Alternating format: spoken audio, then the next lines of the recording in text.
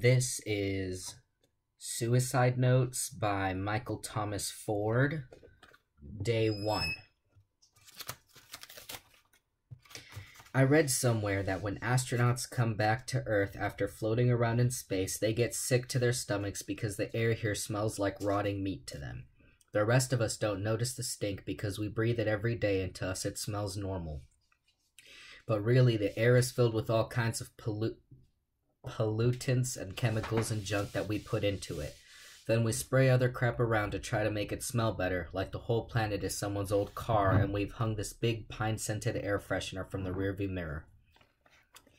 I feel like those astronauts right now.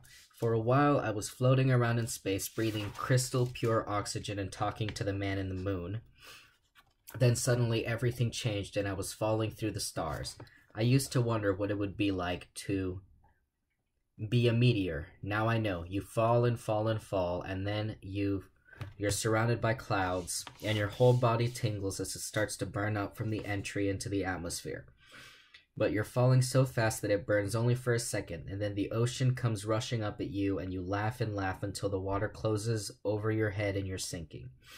Then you know you're safe. You've survived the fall, and you come back to the surface. You blow millions of bubbles into the blue-green water. Only then your head breaks through the waves and you suck in great breaths of stinking air and you want to die, like babies when they come out of their mothers and find out that they should have stayed inside where they were safe. That's where I am now, floating in the ocean like a piece of space junk and trying not to throw up every time I breathe. I'm not really in the ocean, though. I'm in the hospital. They say they brought me here last night, but I was totally out of it and don't remember anything. Actually, what I heard someone say was that I was some kind of dead. Pretty close to dead, anyway.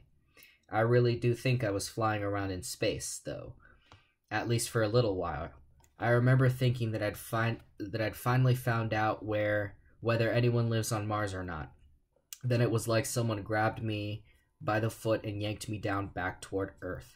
I remember screaming that I didn't want to go, but since you can't make noise in space, my voice was just kind of eaten up. Now that I know where I am, I'm not so sure if I wouldn't be better off just being dead. And maybe I am dead. I mean, it does kind of feel like hell around here. I'm in this room with people checking in on me every 5 minutes, and by people I mean nurses, and in particular Nurse Goody. Can you believe that? Her name is actually Nurse Goody, and she is too. Good, I mean. She's always smiling and asking me if she can get me anything.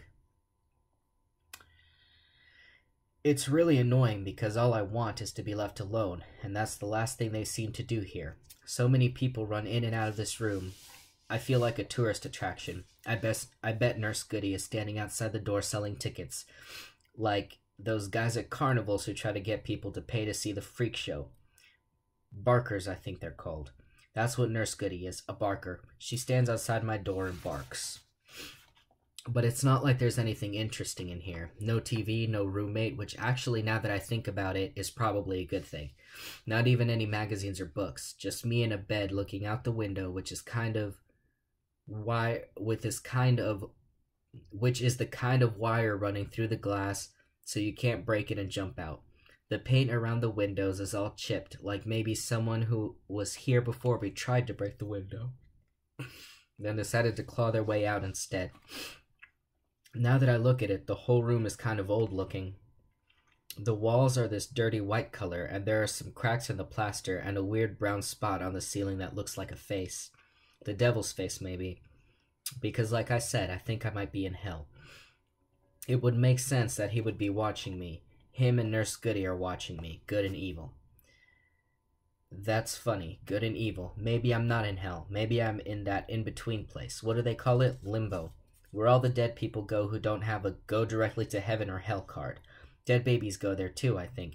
People no one knows what to do with, dead babies. My kind of people.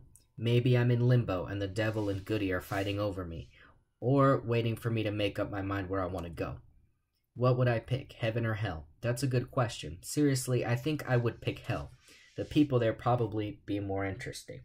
Come to think of it, it really is hot as hell in here.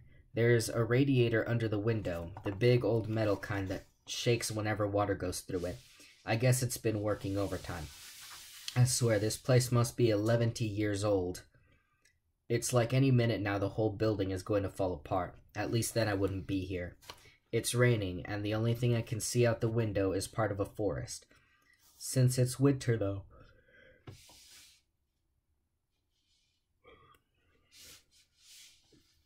It looks less like a forest and more like a bunch of skeletons holding their hands up to the sky.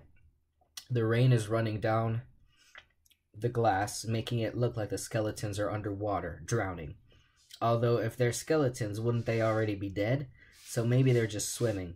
Anyway, the skeleton trees are kind of freaking me out. It's looking more and more like this really is hell. Maybe I should tell Goody she's in the wrong place. I'm really tired. The radiator is rattling. It's hot in here and my head hurts.